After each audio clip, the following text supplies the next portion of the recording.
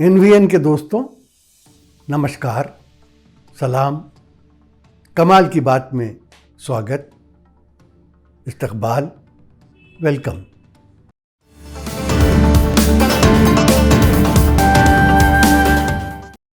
दोस्तों, आपको याद होगा कि लोकसभा के बजट सेशन में हमारे प्रधान सेवक ने गुलाम नबी आज़ाद, जो राज्यसभा में कांग्रेस के अपोजिशन लीडर हैं और जिनकी राज्यसभा की मेंबरी की मुद्दत 15 फरवरी को ख़त्म होने वाली थी, उनके बारे में एक भाषण दिया। उनको याद आया कि गुलाम नबी आज़ाद जैसे लीडर तो कम ही पैदा होते। उन्हें याद आया कि गुलाम नबी आज़ाद जब जम्मू कश्मीर के चीफ मिनिस्टर थे और वो खुद गुजरात के चीफ मिनिस्टर थे, तो वो एक दहशतगर्द हमले में, एक आतंकी हमले में, टेरर अटैक में कुछ तीर्थ यात्री मारे गए थे। प्रधान सेवक ने कहा कि गुलाम नबी आज़ाद जी ने टेलीफोन पर उसकी इत्तला उन्हें दी और ये बताते हुए कि तीर्थ यात्री मारे गए हैं, गुलाम नबी जी रो पड़े। प्रधान सेवक ने कहा कि उनकी इस अदा ने उनका दिल छू लिया। वो आज तक इस बात को नहीं भूल पाए और ये कहते कहते खुद प्रधान सेवक हमारे भावुक हो गए। उनकी आंखों में आंसू छलक पड़े। लेकिन रात में फिर गुलाम नबी जी का फोन आया। वे एयरपोर्ट थे।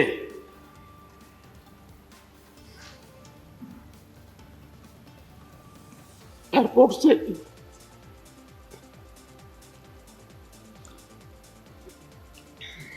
उन्होंने मुझे फोन किया और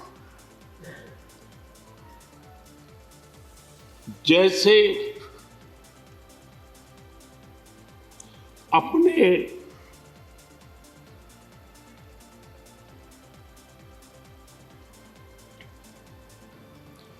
परिवार के सदस्य की चिंता करें,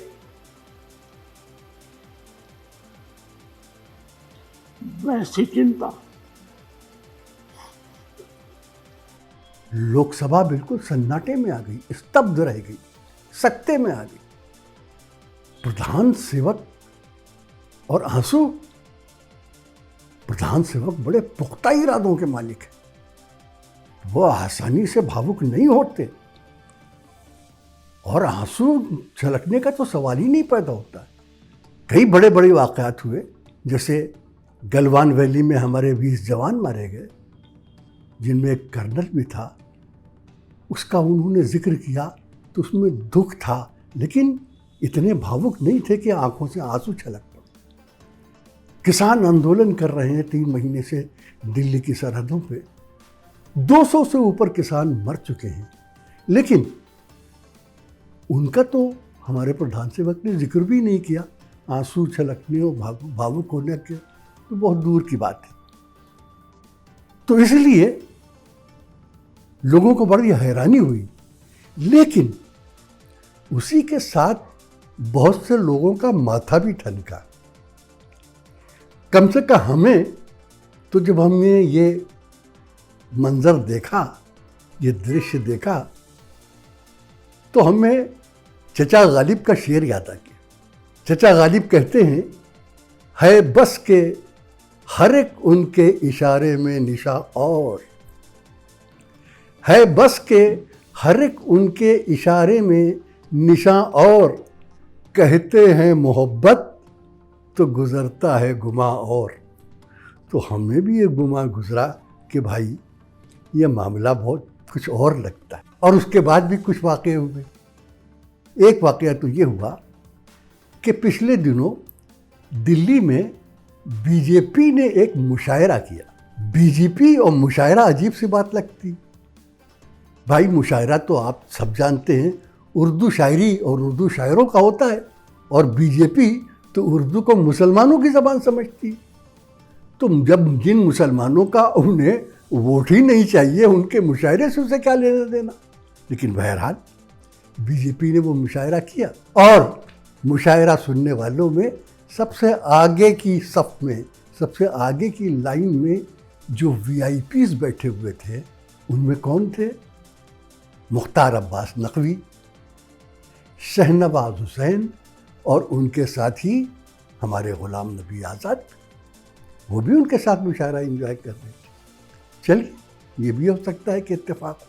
लेकिन फिर जम्मू में एक G23 का इजलास हुआ। G23 की बात फिर बताएंगे कभी।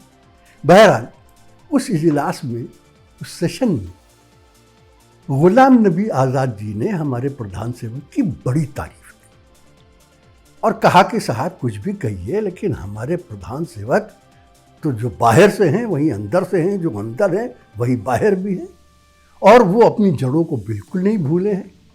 आज तक उन्हें इस बात का फ़ख्र है कि वो चाय वाले थे और उन्हें अपने चाय वाला होने पर न कोई शर्मिंदगी है, न उसका कोई अफसोस है। और गुलाम नबी आज़ाद ने यह भी कहा कि उनमें और प्रधानमंत्री में एक चीज़ कॉमन है, वो ये है कि हमारे नरेंद्र मोदी जी भी गुजरात के एक गांव में पैदा हुए थे और मैं भी कश्मीर के, जम्मू के एक छोटे से गांव में पैदा हुआ था। मुझे बहुत सारे लीडरों की बहुत अच्छी अच्छी बातें अच्छी लगती हैं। अब जैसे मैं खुद गाँव का, तो मुझे बड़ा फख्र होता है कि बड़े लीडर हैं। हमारे प्राइम मिनिस्टर भी वो कहते हैं मैं गांव से, मैं था कुछ भी नहीं था, बर्तन मांजता था, चाय में। सियासी तौर हम उससे उनके खिलाफ हैं, लेकिन कम से कम जो अपनी जो असलियत है उसको नहीं छुपा। जब हमने उनकी ये बात सुनी तो दोस्तों, हमें एक पुरानी फिल्म का गाना याद आ गया। एक बहुत हिट फिल्म थी गुरुदत्त की, CID। बड़ी हिट म्यूज़िक थी उसमें एक गाना था। गाना ये था कि आँखों ही आँखों में इशारा हो गया, बैठे बैठे जीने का सहारा हो गया। तो हमें यह लगा कि लगता यही है कि हमारे गुलाम नबी आज़ाद जी का भी बैठे बैठे जीने का कुछ सहारा हो गया।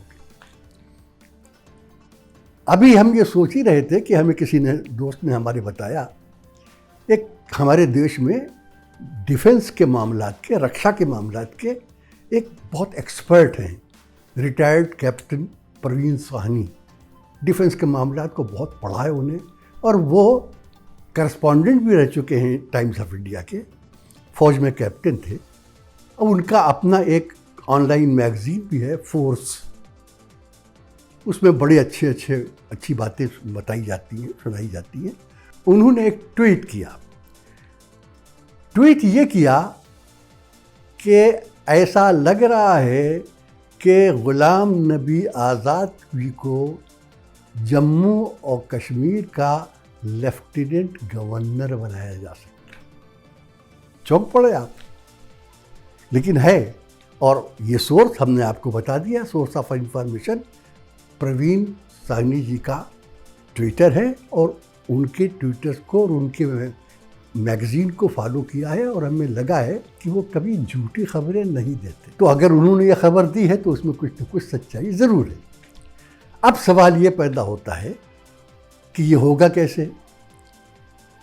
अभी तो हमारे गुलाम नबी आज़ाद जी कांग्रेस में हैं और जाहिर है कि बीजेपी गवर्नमेंट जो है वो किसी कांग्रेसमैन को तो लेफ्टिनेंट गवर्नर बनाने से रही, तो उसके लिए ज़रूरी ये होगा कि उन्हें कांग्रेस छोड़ना पड़ेगी। कांग्रेस छोड़ने का ग्राउंड उन्होंने बना लिया है। ये जो G23 है, ग्रुप ऑफ 23, जिसमें वो कपिल सिब्बल और राज बब्बर और मनीष तिवारी और भूपेंद्र सिंह हुड्डा, ये भी सब भी हैं, 23 लोग हैं। तो वो सब ये ग्राउंड तो बना ही रहे हैं कि कांग्रेस कमज़ोर हो रही है। और गुलाम नबी आज़ाद जी को भी बड़ी चिंता है कि कांग्रेस कमज़ोर हो रही है। तो जब वो ये कहेंगे कि भाई कांग्रेस इतनी कमज़ोर हो गई है कि ना आप अपना भला कर सकती है ना मेरा भला कर सकती है, तो उस पार्टी में रहने से फ़ायदा क्या है, हम कहीं और चलते हैं। लेकिन एक बात उनको मालूम हो या ना हो, या वो ये समझे या ना समझे, पॉलिटिशियन आमतौर पर इन सब बातों को सोचते नहीं है, लेकिन आपकी इत्तला के लिए हम बताएं कि कांग्रेस ने गुलाम नबी आज़ाद को क्या नहीं दिया। राजीव गांधी के वक्त में वो पैरा ट्रूपर की तरीके से कांग्रेस में आए थे, उससे पहले उनका कुछ और छोर का पता नहीं था। कांग्रेस में आने के बाद वो जम्मू एंड कश्मीर के चीफ मिनिस्टर भी बने, वो लोकसभा से एमपी भी बने, वो कई बार राज्यसभा के एमपी भी रहे, वो कांग्रेस पार्टी के जनरल सेक्रेटरी भी रहे, वो कई स्टेट्स में कांग्रेस के इलेक्शन इंचार्ज भी रहे। उनका बड़ा सम्मान किया गया, उनको बहुत आदर दिया गया, बड़ी इज्जत की गई, बड़ा एहतराम किया गया। लेकिन अब मामला ये है कि 15 फरवरी को वो रिटायर हो गए राज्यसभा से। अब वो कहीं और से, किसी और जगह से दोबारा राज्यसभा में नहीं आ सकते। कि खबर ये आई थी कि शायद कुछ ये कोशिश की जा रही है कि वो केरल असेंबली से राज्यसभा में आ जाए, लेकिन कहा जाता है कि केरल के कांग्रेसियों ने साफ इनकार कर दिया, तो अब राज्यसभा में भी आ नहीं सकते। कहीं मिनिस्टर बनने का सवाल ही नहीं है। जम्मू कश्मीर की पॉलिटिक्स में उनकी कोई जगह नहीं है। कहीं जम्मू कश्मीर में वो इलेक्शन लड़ नहीं सकते। जम्मू कश्मीर में वो कितने पॉपुलर हैं ये जम्मू कश्मीर वाले भी जानते हैं और हम भी जानते हैं। तो अब ये है कि हर दरवाज़ा बंद हो चुका और हमारे प्रधान सेवक की भर्राई हुई आवाज़ और आंखों के आंसू ने उनके लिए एक खिड़की खोली। इस खिड़की से वो उनके घर में कब दाखिल होते हैं, इसका इंतज़ार आप भी कीजिए और हम भी करेंगे। इस वीडियो को हम यहीं पे ख़त्म करते हैं। हसन कमाल, आज़म शहाब और डॉक्टर सलीम को इजाज़त दीजिए। जय हिंद, खुदा हाफिज़।